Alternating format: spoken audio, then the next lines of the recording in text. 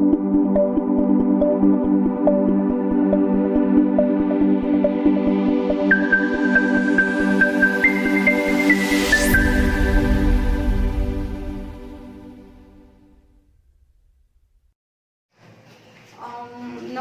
सृजन academy group में फिर आपका एक बार स्वागत है।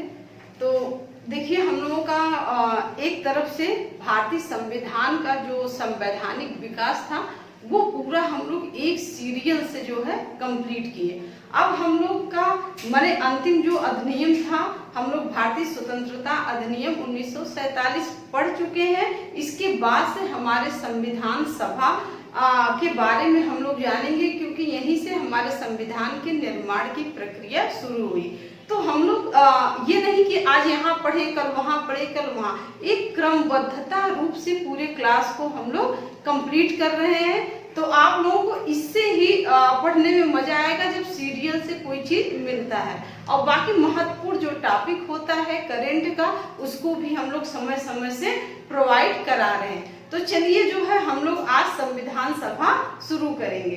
तो पहले संविधान सभा का अर्थ हम लोग जान लेते हैं। संविधान सभा कहते किसे हैं?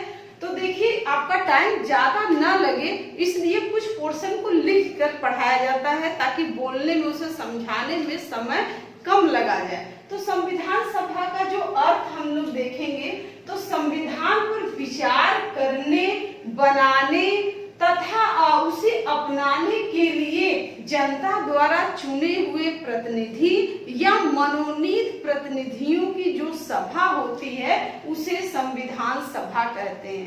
यानी संविधान सभा, हम लोग संविधान सभा, संविधान का निर्माण, बहुत बार क्वेश्चन आता है, तो ये कहते किसे हैं? तो आज क्लियर हो जाएगा आप लोगों का। यानी संविधान पर विचार करने, संविधान को बनाने या उसे अपनाने के लिए जनता द्वारा चुने हुए प्रतिनिधि या मनोनीत प्रतिनिधियों की जो सभा होती है वो संविधान सभा कहलाती है। अब देखिए, यानी नोट भारत में, अब क्वेश्चन पूछता है भारत में संविधान सभा का निर्माण किस मिशन के द्वारा हुआ? तो भारत में जो संविधान सभा का निर्माण है ये कैबिनेट मिशन जो 1946 में भारत में आया उसी के द्वारा किया गया। तो ये नोट में आप लोग नोट कर लीजिएगा कि भारत में संविधान सभा का गठन 1946 में आए कैबिनेट मिशन के अनुसार हुआ। और विश्व में सबसे पहले संविधान सभा तो 1787 का हम लोग जानते हैं कि अमेरिका स्वतंत्र हुआ था और वहां पे सबसे पहले संविधान सभा का गठन किया गया था, वहां पे संविधान बनाने के लिए। तो ये कंसेप्ट आप लोगों को भी क्लियर होना चाहिए। नेक्स्ट हम लोग देखेंगे कि जो संविधान सभा था यानी उसकी मांग सबसे पहले कहाँ उठाई गई, किसने उठाई, तो इसके बारे में थोड़ा सा हम लोग जान लेते हैं। तो देखिए, भारत में जो संविधान सभा के सिद्धांत का सर्वप्रथम जो दर्शन है वो हमें बाल गंगाधर तिलक के निर्देशन में जो रचित था 1895 में स्वराज्य, ठीक है, उनकी स्वराज्य बिल एक आया था जिसमें विधेयक था, बिल था जिसमें बाल गंगाधर तिलक के नेतृत्व में तैयार किया गया था। उसमें सबसे पहले उन्होंने संविधान सभा के बारे में चर्चा किया था। तो क्वेश्चन आता है कि सबसे पहले संविधान सभा के गठन का या मांग किसने किया था या कहाँ पे हमें परिलक्षित होता है?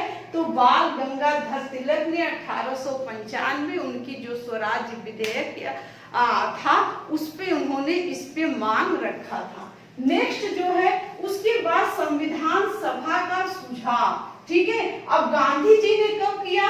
तो 1922 में, याद रखिएगा।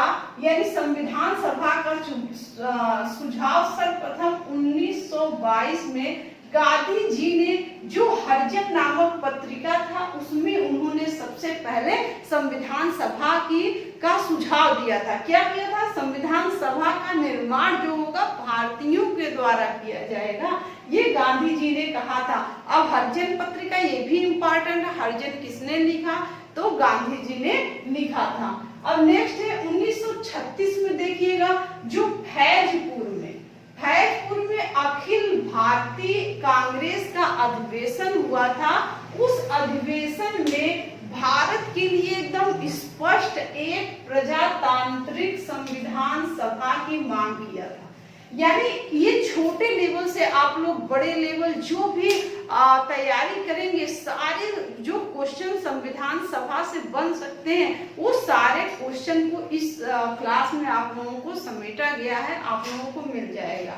तो आप लोग ध्यान रखिएगा, सर्वप्रथम संविधान सभा की मांग किसने उठाई थी? बाल गंगाधर तिलक ने। कब उठाया था? तो उनका जो स्वराज्य विधेयक था, बिल था 1895 में। उसके बाद गांधी जी ने 1922 में हरिजन नामक जो उनकी पत्रिका थी उसमें सर्वप्रथम मांग किया था।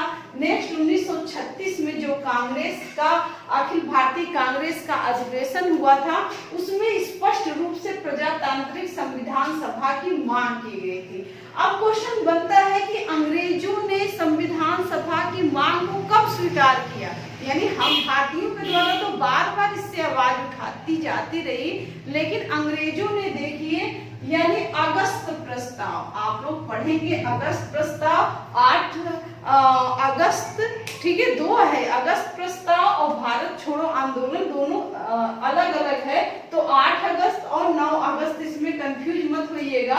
तो 8 अगस्त 1940 में पहली बार जो कमेटी आई अगस्त प्रस्ताव, जिसे हम कहते हैं लॉर्ड लिंथितको के अध्यक्षता में, यानी 8 अगस्त 1940 को अगस्त प्रस्ताव पारित किया गया, जिसमें स्पष्ट रूप से कहा गया संविधान सभा की मांग को ब्रिटिश सरकार स्वीकार किया। ठीक है, 1940 में अगस्त प्रस्ताव में संविधान सभा की मांग को ब्रिटिश सरकार ने स्वीकार किया था, जिसमें यानी कहा गया था कि इस संविधान सभा में मुख्यतः भारतीय होंगे, यानी पूरी तरह से भारतीय नहीं होंगे, मुख्यतः भारतीय होंगे, उनका ये कहना था। तो अगस्त प्रस्ताव 1940 के प्रस्तावों को भारतीयों द्वारा अस्वीकार कर दिया गया था। आप लोग जब हिस्ट्री में पढ़ेंगे या पढ़े होंगे तो अगस्त प्रस्ताव को भारतीयों द्वारा क्यों खारिज कर दिया गया? इसलिए खारिज कर दिया गया था कि वहां पे जो देशी रियासत थी उनको छूट दिया गया था कि देशी रियासत भारत में मिले या संविधान सभा में शामिल हो या ना शामिल हो, ये उनको स्वतंत्रता होगी।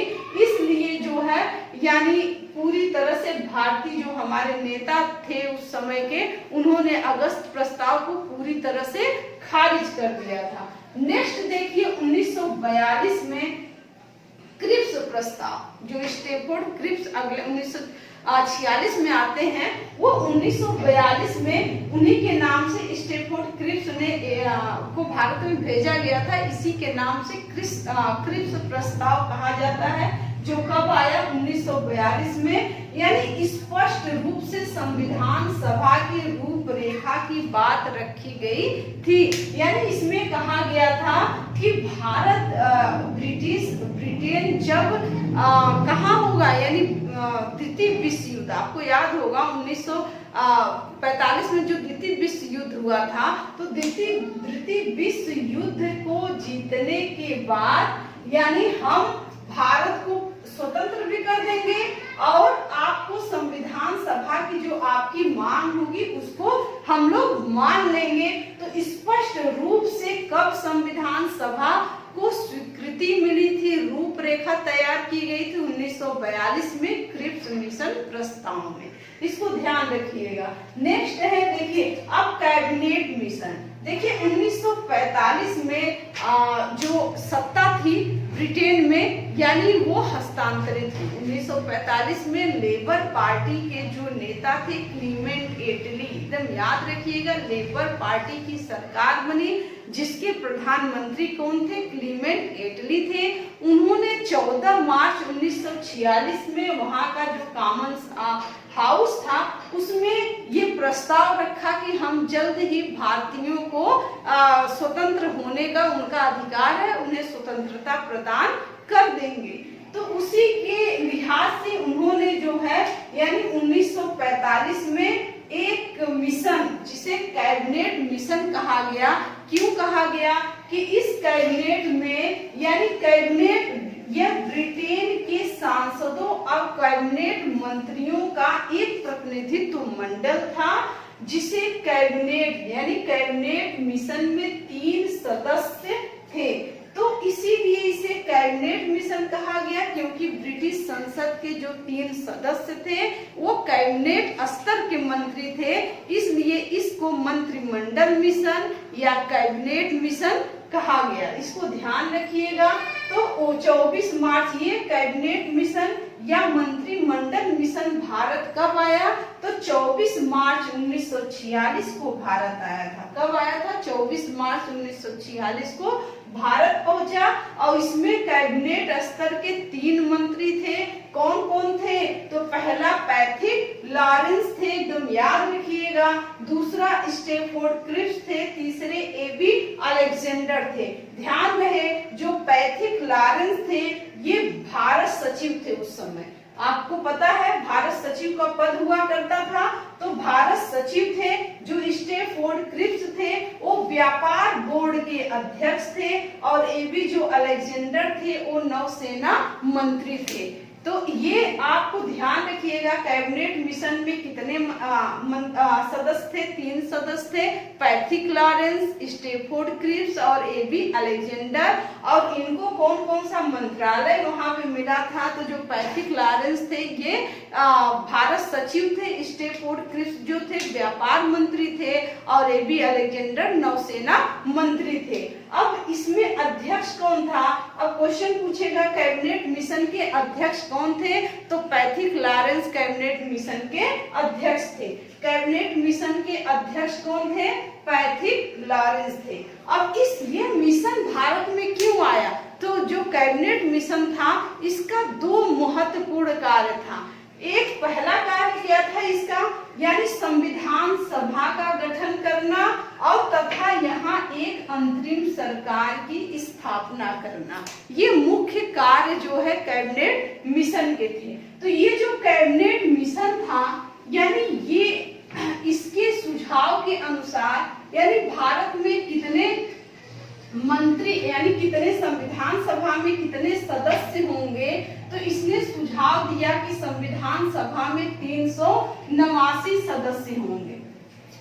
यानी इस मिशन ने, याद रखिएगा आप लोग, यानी कैबिनेट मिशन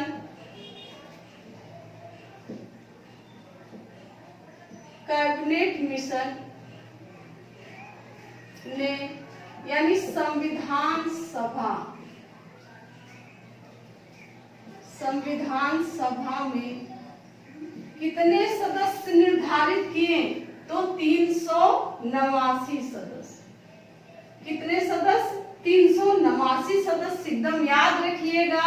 और इसमें 389 सदस्य ही क्यों? आपके दिमाग में क्वेश्चन आना चाहिए कि कैबिनेट मिशन ने भारत में 389 सदस्यों को ही क्यों संविधान सभा के लिए घोषणा की?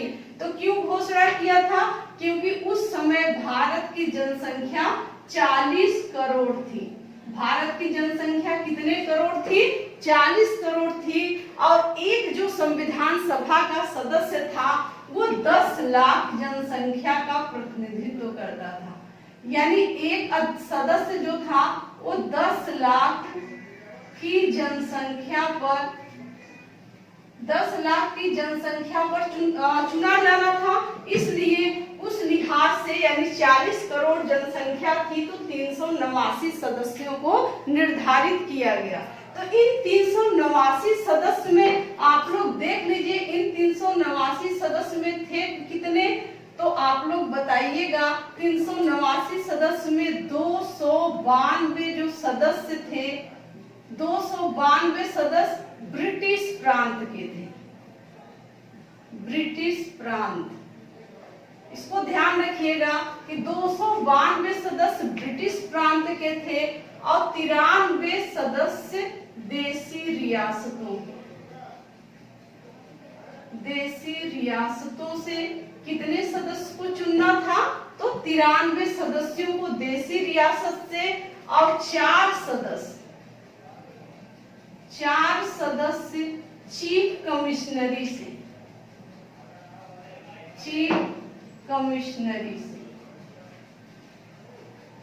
ये ध्यान रखिएगा आंकड़े को, यानी कैबिनेट मिशन ने संविधान सभा के लिए कितने, संविधान सभा के निकाय के लिए कितने सदस्यों को नामित किया, तो 389 सदस्यों को। 389 सदस्य में 292 सदस्य ब्रिटिश प्रांत से, 93 सदस्य देसी रियासत से और 4 सदस्य चीफ कमिश्नरी से। तो ये चीफ कमिश्नरियां कौन कौन सी थी, इसको ध्यान रखिएगा।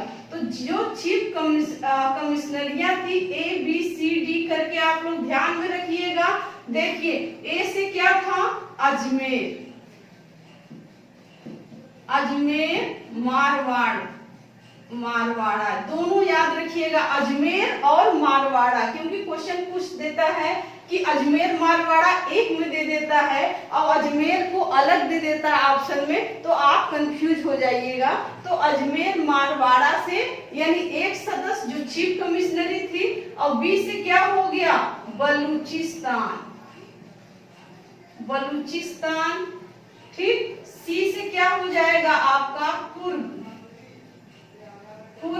और डी से क्या हो जाएगा, दिल्ली। देखिए तो कौन कौन सी चीफ कमिश्नरियां थी, तो अजमेर मारवाड़ा, बलूचिस्तान, कुर्ग और दिल्ली, यानी ये 4 चीफ कमिश्नरियां थी। तो ब्रिटिश प्रांत से जो, यानी अब मिलाकर आपके कितने हो गए, तो 389 सदस्य। लेकिन आपको ध्यान रहे कि जो 93 देसी रियासत थे, यानी इन सदस्यों को क्या था, वहां के राजा महाराजाओं द्वारा मनोनीत करके अपने यहाँ के सदस्यों को भेजना था। तो यहाँ से कोई चुनाव नहीं होगा, लेकिन जो ब्रिटिश प्रांत थे 292 और 4 सदस्य जो चीफ कमिश्नरी के थे, यानी मिला के 296 सदस्य हुए।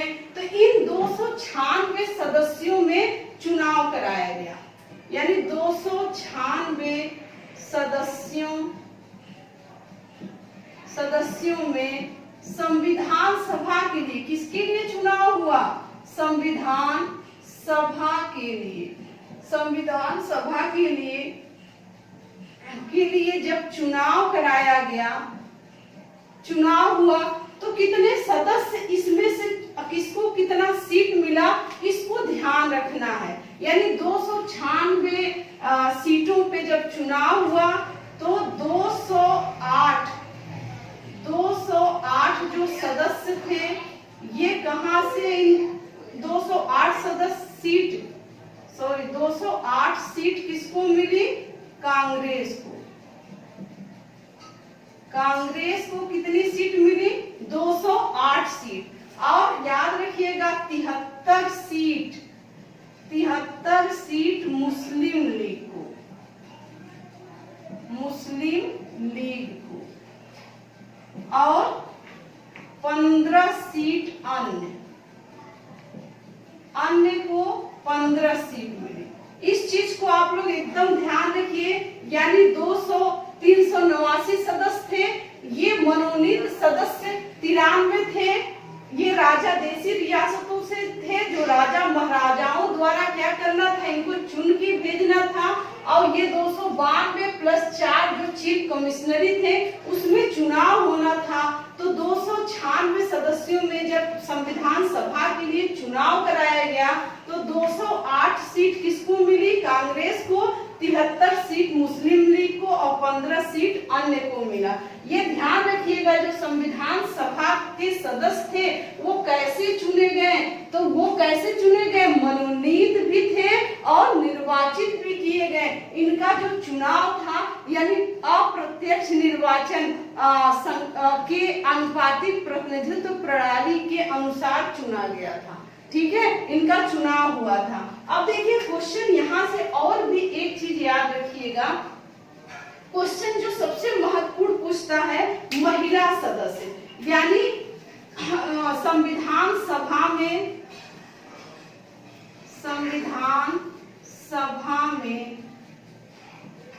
महिला सदस्य तो कितनी थी, यानी 15। एकदम याद रखिएगा, संविधान सभा में महिलाओं की कितनी महिला निर्वाचित की गई थी? तो 15 महिला निर्वाचित की गई थी। बाद में 3 महिलाओं ने क्या कर दिया? किसी कारणवश महिलाओं ने इस्तीफा दे दिया, यानी त्याग पत्र दे दिया। तो कितनी महिला बची? 12 महिला बची। लेकिन संविधान पर अंतिम रूप से कितनी महिलाओं ने हस्ताक्षर किए? तो 8 महिलाओं ने हस्ताक्षर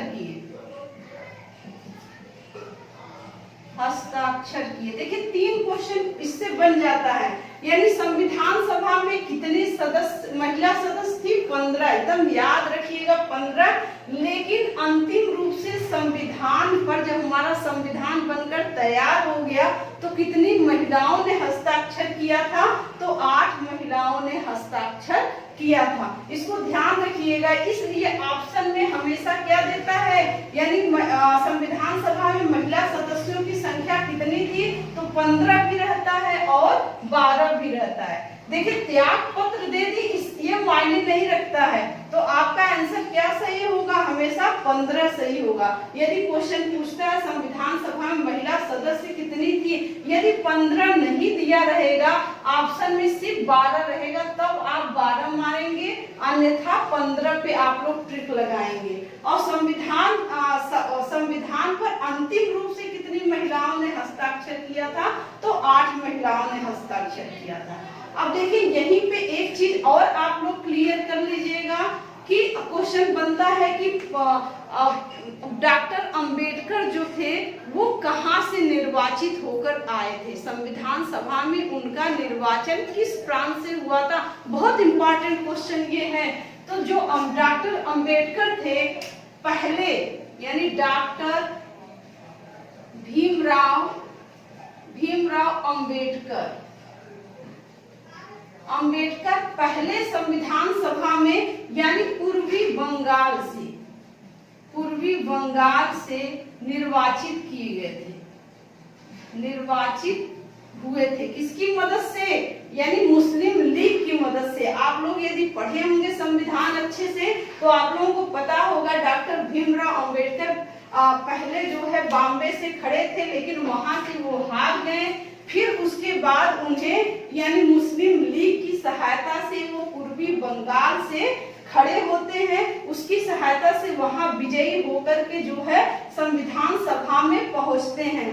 लेकिन जब भारत का विभाजन हो जाता है, ये जो पूर्वी बंगाल है वो कहाँ चला जाता है? यानी पाकिस्तान में चला जाता है।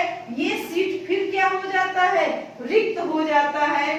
तो जो हमारे संविधान के संवैधानिक सलाहकार थे यानी BN राव, उन्होंने कहा कि बिना अंबेडकर के हम संविधान का निर्माण नहीं कर सकते। अंबेडकर को हमें यानी इस संविधान सभा में लाना बहुत जरूरी है। तो फिर वहां पे जो बॉम्बे था, बॉम्बे प्रेसिडेंसी, यानी वहां पे बीजे खरे वहां के मुख्यमंत्री थे, प्रधानमंत्री थे कह लीजिए उस समय, उनको डॉक्टर राजेंद्र प्रसाद ने एक खत लिखा और फिर वहां से जो है MJ जयकर थे, उनका सीट रिक्त करके डॉक्टर अंबेडकर को बॉम्बे से संविधान सभा में भेजा गया। तो बाद में कहां से आ गए? यानी बॉम्बे यानी बॉम्बे के पूरे से निर्वाचित होकर के जो है ये संविधान सभा में आए। तो क्वेश्चन अगर बनेगा डॉक्टर भीमराव अंबेडकर संविधान सभा में किस प्रांत से निर्वाचित हुए थे? ये ऑप्शन में यदि दोनों है तो आप क्या लगाएंगे? बॉम्बे, क्योंकि पूर्वी बंगाल कुछ ही समय के लिए निर्वाचित थे, उसके बाद ये पाकिस्तान में चला गया, तो ये हिस्सा क्या बचा हमारा? बॉम्बे। तो बॉम्बे आंसर सही होगा। दूसरी चीज, अब हम लोग जो ये 15 महिलाएं थी, इन 15 महिलाओं में कुछ इम्पॉर्टेंट महिलाओं को देख लेते हैं कि कौन सी महिला इम्पॉर्टेंट थी, सक्रिय थी, जो विशेष रूप से उनके बारे में हम लोग थोड़ा सा देख लें।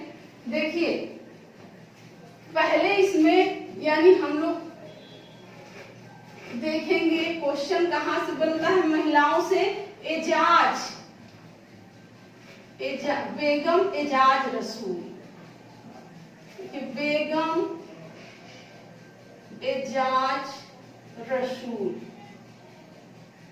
रसूल क्वेश्चन बन चुका है। बेगम एजाज रसूल यानी संविधान सभा, बेगम एजाज रसूल संविधान सभा में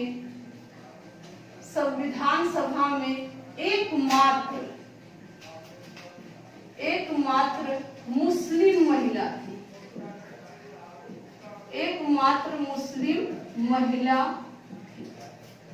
ठीक, इसको याद रखिएगा कि संविधान सभा में एकमात्र मुस्लिम महिला कौन थी, तो बेगम एजाज रसूल थी। एक क्वेश्चन आ चुका है कि मुस्लिम महिला कौन थी, तो बेगम एजाज रसूल थी। दूसरा हम लोग देखेंगे दाक्षायणी, दूसरी जो सक्रिय महिला थी दाक्षायणी वेलायुधन, दाक्षायणी वेलायुधन। देखिए ध्यान से देखिएगा, दाक्षायणी वेलायुधन जो थी ये संविधान सभा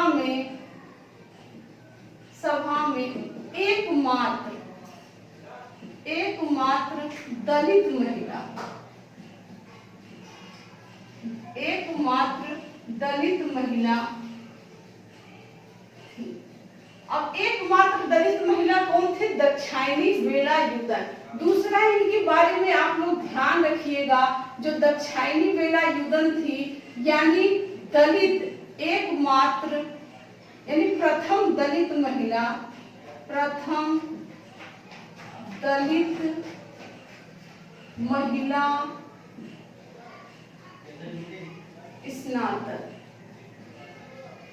स्नातक। ध्यान रखिएगा, यानी संविधान सभा में एकमात्र दलित महिला कौन थी, दाक्षायणी वेलायुधन। और प्रथम दलित महिला स्नातक कौन थी, तो ये भी दाक्षायणी वेलायुधन थी। एकदम ध्यान रखिएगा। और किस विषय से ये ग्रेजुएशन की थी, तो विज्ञान से ये स्नातक थी, यानी विज्ञान से ये स्नातक थी। दूसरा ये कोच्चि विधानसभा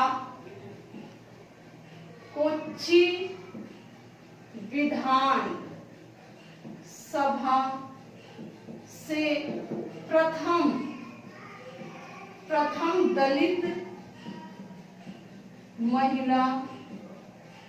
दलित महिला विधायक भी थी, इस पॉइंट को एकदम ध्यान रखिएगा। यानी संविधान सभा में एकमात्र मुस्लिम महिला कौन थी, तो बेगम एजाज रसूल। दाक्षायणी वेलायुधन यानी एकमात्र संविधान सभा में दलित महिला कौन थी, दाक्षायणी वेलायुधन। और प्रथम दलित स्नातक महिला कौन थी, तो यही दाक्षायणी वेलायुधन थी। कोच्चि विधानसभा में प्रथम दलित महिला विधायक भी इन्हीं को चुना गया था। अभी 2019 में यानी वहां की सरकार ने केरल की सरकार ने ये घोषणा किया कि जो भी दलित महिला होंगी यानी जो स्नातक होंगी उनको अब क्या किया जाएगा, पुरस्कृत किया जाएगा। किस पुरस्कार से, तो दाक्षायणी वेलायुधन नामक पुरस्कार की घोषणा किया गया। दूसरा आप लोग और देख लीजिए, यानी सरोजिनी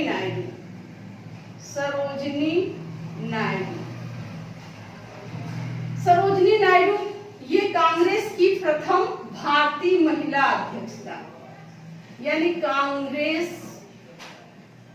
कांग्रेस की प्रथम भारतीय महिला अध्यक्ष।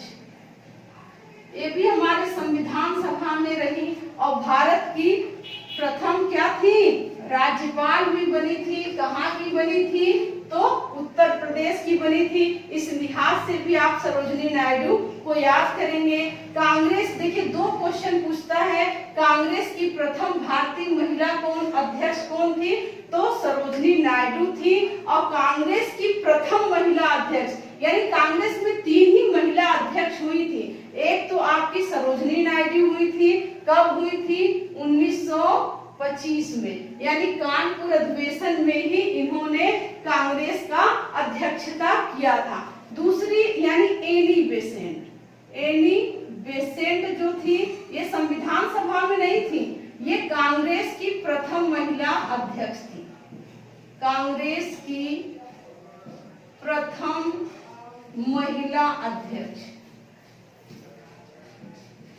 थोड़ा सा आ गया तो बता दे रहे हैं, वरना इनका संविधान सभा से कोई लेना देना नहीं है।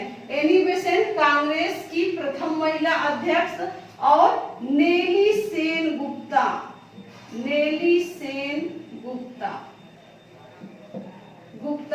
यानी ये कब थी? 1917 में। 1917 में कांग्रेस की पहली महिला अध्यक्ष, और तीसरी जो थी नेली सेन गुप्ता। तो यही जो कांग्रेस की 3 महिला अध्यक्षता अभी तक हुई हैं। कौन? सरोजनी नायडू। अब क्वेश्चन यहाँ से इंपॉर्टेंट होता है, कांग्रेस की प्रथम महिला अध्यक्ष कौन थी? तो एनी बेसेंट थी। और प्रथम भारतीय महिला अध्यक्ष कौन थी? सरोजनी नायडू थी। इन्हें भारत की कोकिला भी कहा जाता है, सरोजनी नायडू के। ये हमारे संविधान सभा में अहम भूमिका भी निभाई। उसके बाद देखिए आपका आता है विजय पंडित का। विजय लक्ष्मी पंडित, पूरा नाम लिखिए, विजय लक्ष्मी पंडित। विजय लक्ष्मी पंडित ये कौन थी? तो पंडित जवाहरलाल नेहरू की बहन थी, इनको याद रखिएगा। और इनके बारे में इम्पोर्टेंट क्या है भाई, यानी ये हमारे संविधान सभा में चुनकर आई थी। दूसरा इनके बारे में यदि आप कह सकते हैं, 1937 में जो सरकार जो अंतरिम सरकार बनी थी आजादी के पहले, ये उसमें क्या थी? यानी उसमें कैबिनेट मंत्री रह चुकी है। कैबिनेट मंत्री थी, किस विभाग में थी? तो स्वास्थ्य मंत्रालय इन्हें मिला था। और कहाँ की मंत्री थी? तो संयुक्त प्राण। आप लोग 1935 का देखेंगे, 1935 के अधिनियम में 1937 में यानी चुनाव कराया गया था। और जो वो जो प्रांत थे, वो प्रांतों में चुनाव कराया गया, और प्रांतों में उनकी सरकार बनी थी। तो प्रांतों में जो संयुक्त प्रांत में सरकार बनी, तो उसमें क्या थी? ये कैबिनेट मंत्री रह चुकी हैं। दूसरा आप लिखेंगे संयुक्त राष्ट्र संघ की जो महासभा, संयुक्त राष्ट्र संघ की